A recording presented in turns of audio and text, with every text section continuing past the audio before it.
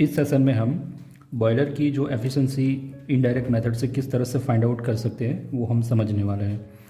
Before that हमें ये समझना पड़ेगा कि जैसे कि ये अपनी जो इनडायरेक्ट मेथड है इसको हम हीट लॉस मेथड भी बोलते हैं,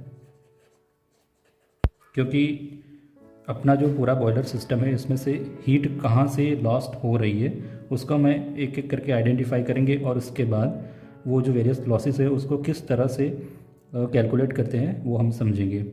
तो पहले हम ये बात समझेंगे कि बॉयलर का जो ये कंबशन चैम्बर है, कंबशन चैम्बर में जब फ्यूल और एयर का जो मिक्सचर होता है और उसको हम बर्नर की मदद से जब हीट इनिशिएट करते हैं तो यहाँ पर कंबशन होता है, कंबशन टेक प्लेस करता है। कंबशन होने की वजह से फ्लू गैसेस प्रोड्यूस होते हैं जो बहुत सारे गैसों का मिक्सचर है, जैसे कि कार्बन डाइऑक्साइड है, वाटर वेपर है, सल्फर डाइऑक्साइड है, नाइट्रोजन ऑक्साइड्स है, कार्बन मोनोऑक्साइड भी होता है एंड सो ऑन। सो बहुत सारे गैसेस प्रोड्यूस होते हैं। तो जो गैसेस पूरे जो स्टेक में से पास हो रहे हैं, मतलब कंबशन चैम्बर से लेकर जब चिमनी तक पहुंचते हैं तो इन बिटवीन बहुत सारे लॉसेस अकर होते हैं। तो वो सारे लॉसेस हमें आइडेंटिफाई करने हैं और उसके बाद वो सारे लॉसेस को किस तरह से कैलकुलेट कर सकते हैं वो हम आइडेंटिफाई करेंगे, वो हम समझेंगे। तो फर्स्ट ऑफ ऑल जो पहला वाला जो लॉस है उसको हम L1 बोलते हैं, लॉस 1, और उसका नाम है dry flue gas. This is kind of a loss due to the dry flue gas. Second वाला जो लॉस है L2 उसको हम बोलते हैं the loss due to the H2। H2 that means जो हाइड्रोजन प्रेजेंट करता है फ्यूल में उसको हम बोलते हैं। जो L3 जो है वो है मॉइस्चर प्रेजेंट इन फ्यूल, मतलब जो फ्यूल में मॉइस्चर प्रेजेंट कर रहा है उसकी वजह से जो लॉस हो रहा है उसको हम L3 बोलते हैं। L4 जो है वो अपना मॉइस्चर प्रेजेंट इन एयर, मतलब एयर में जो मॉइस्चर प्रेजेंट कर रहा है उसकी वजह से जो लॉस अकर हो रहा है, हीट लॉस हो रहा है, उसके बारे में है। L5 जो है वो हमारा इनकम्प्लीट कंबशन की वजह से जो कार्बन मोनोऑक्साइड गैस प्रोड्यूस हो रहा है उसके बारे में है। L6 जो है वो हमारा पूरा का पूरा बॉयलर सिस्टम है और उसकी जो सरफेस है वहाँ से जो हीट लॉस हो रहा है, जिसमें रेडिएशन होता है, कन्वेक्शन होता है, तो रेडिएशन और कन्वेक्शन की वजह से जो हीट लॉस हो रही है उसके बारे में है। L7 जो है वो हमारा loss due to the fly ash. Fly ash मतलब जो चिमनी के बाहर जाने से पहले हम जो फ्लू गैसेस है उसको एक साइलो में कलेक्ट करते हैं। जो लेस फ्लाई ऐशेस जो होते हैं उसके जो पार्टिकल्स होते हैं उसको हम कलेक्ट करते हैं, तो उसमें उसके अंदर बहुत सारे अनबर्न्ड कार्बन पार्टिकल्स छूट जाते हैं, तो इसकी वजह से जो लॉस हो रहा है वो अपना L7 है, फ्लाई ऐश लॉस। और आखिरी वाला जो लॉस है L8 वो अपना बॉटम ऐश लॉस, मतलब जब कंबशन चैम्बर में जो कंबशन हो रहा है और कंबशन होने के बाद जो एसिड जो है वो यहाँ पे नीचे स्टेक में कलेक्ट होती है, जमा होती है, तो इसके अंदर भी बहुत सारे अनबर्न्ड कार्बन छूट जाते हैं, तो उसकी वजह से जो लॉस हो रहा है वो अपना बॉटम ऐश लॉस है। तो एक एक करके मैं आपको अच्छे से समझाता हूँ कि ये 8 लॉस जो है वो किस तरह से समझ सकते हैं, उसको किस तरह से अच्छे से समझा जा सकता है। ठीक है, तो ये L1 जो है वो अपना फ्लू गैस, और इसमें जो वर्ड है वो ड्राई फ्लू गैस, क्योंकि जब फ्यूल और एयर का कंबशन होता है तो वेट फ्लू गैस भी प्रोड्यूस होता है और ड्राई फ्लू गैस, मतलब वो पूरा कंप्लीट मिक्सचर है। तो L1 जो है वो हमारा ड्राई के बारे में है, बाकी L2, L3 एंड L4 जो है वो अपना वेट फ्लू गैस के बारे में है। ठीक है, तो तीनों जो है L2, L3 और L4 वो वेट फ्लू गैस के बारे में है और L1 जो है वो अपना ड्राई फ्लू गैस है। तो कंबशन चैम्बर के अंदर जब फ्लू गैसेस प्रोड्यूस होता है तो उसमें से हम जो अपना यूज़फुल एनर्जी है, यूज़फुल हीट जो है वो किस तरह कैसे भी करके रिकवर करने की कोशिश करते हैं। तो इस दौरान हम बीच में से economiser, air pre heater, super heater, बहुत सारे एसेसरीज़ हमने लगा रखे हैं, तो उसकी मदद से हम क्या करते हैं कि फ्लू गैस की जो हीट है उसको पूरे अच्छी तरह से रिकवर करने की कोशिश करते हैं। लेकिन कई बार क्या होता है कि हम जो 100% हीट जो है उसको रिकवर नहीं कर पाते हैं, तो इसकी वजह से फ्यू अमाउंट ऑफ हीट जो है वो फ्लू गैस के साथ सीधी एटमॉस्फेयर में निकल जाती है, तो वो अपना L1 है, मतलब कि ये percentage heat loss due to the dry flue gas है। सेकंड वाला जो है वो L2, वो अपना heat loss due to the H2। H2 का मतलब है वो हाइड्रोजन है। अब एक सीधी सी बात है कि हमारा जो फॉसिल फ्यूल है उसका जो मेन कॉन्स्टिट्यूएंट है वो है कार्बन और हाइड्रोजन, और इसीलिए हम उसको हाइड्रोकार्बन्स बोलते हैं। तो जब कार्बन का ऑक्सीडेशन होता है तो कार्बन डाइऑक्साइड प्रोड्यूस होता है, लेकिन जब हाइड्रोजन ऑक्सीजन के साथ ऑक्सीडेशन करता है तो वो वाटर वेपर बनाता है।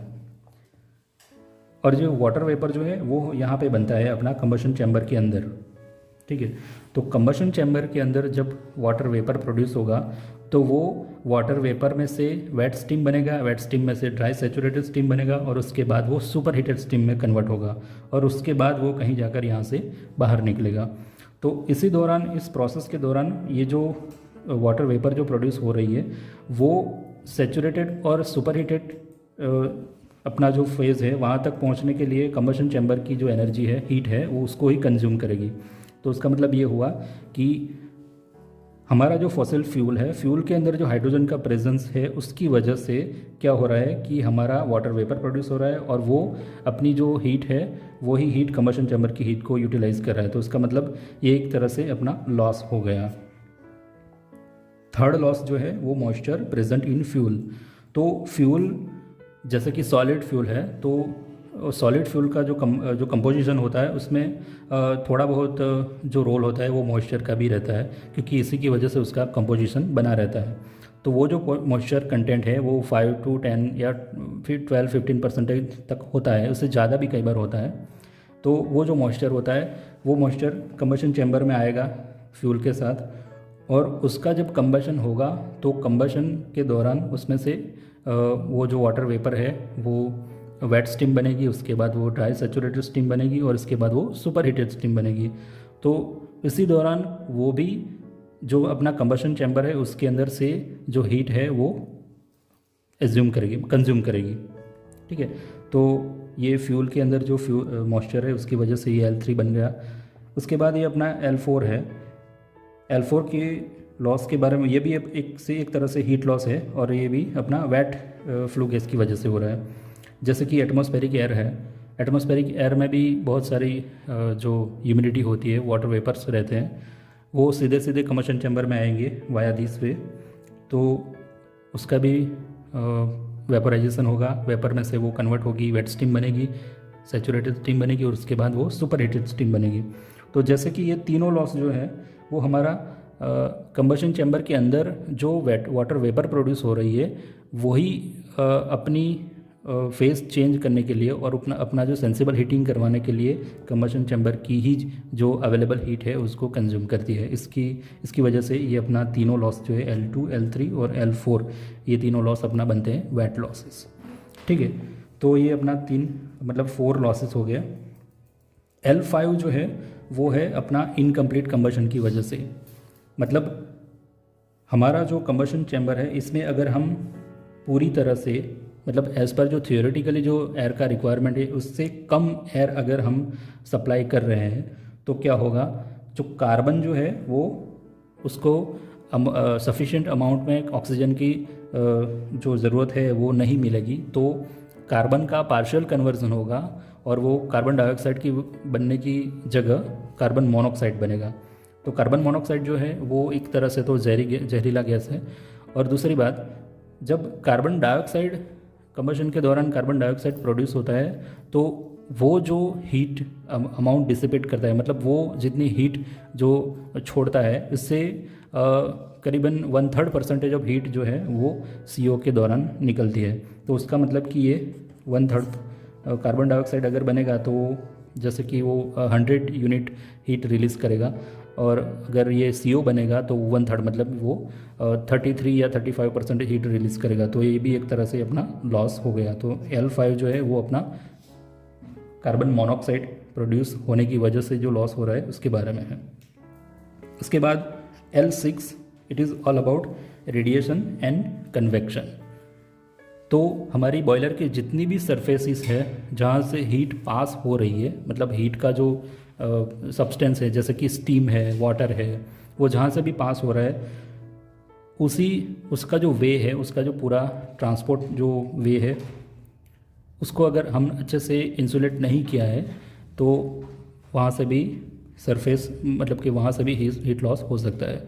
तो बहुत सारे अनअकाउंटेड लॉसेस जो है वो हम L6 के अंदर कंसिडर करेंगे।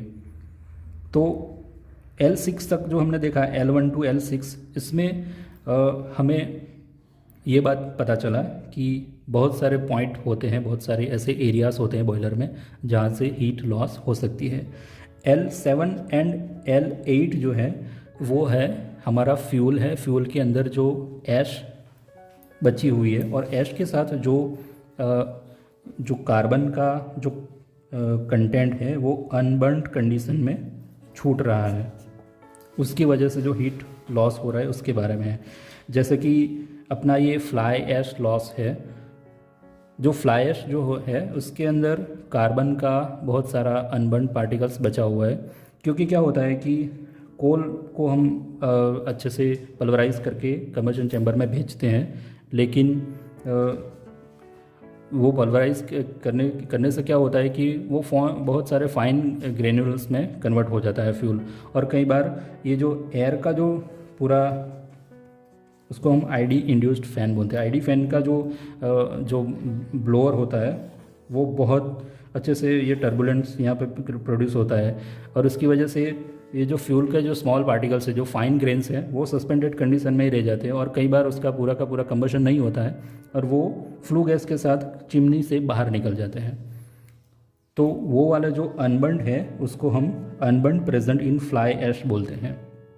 सेम वे जो फ्यूल का जो स्मॉल पार्टिकल्स जो है, स्मॉल पार्टिकल्स जो है वो नीचे स्टेक में एक्यूमुलेट होते हैं, जो जहाँ पर हम जो कंबशन होने की वजह से जो ऐश प्रोड्यूस होती है उसके साथ ये अनबर्न्ड यहाँ पे प्रोड्यूस होते हैं, मतलब यहाँ पे एक्यूमुलेट होते हैं।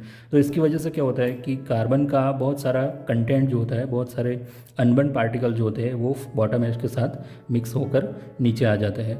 तो ये भी एक तरह का लॉस है।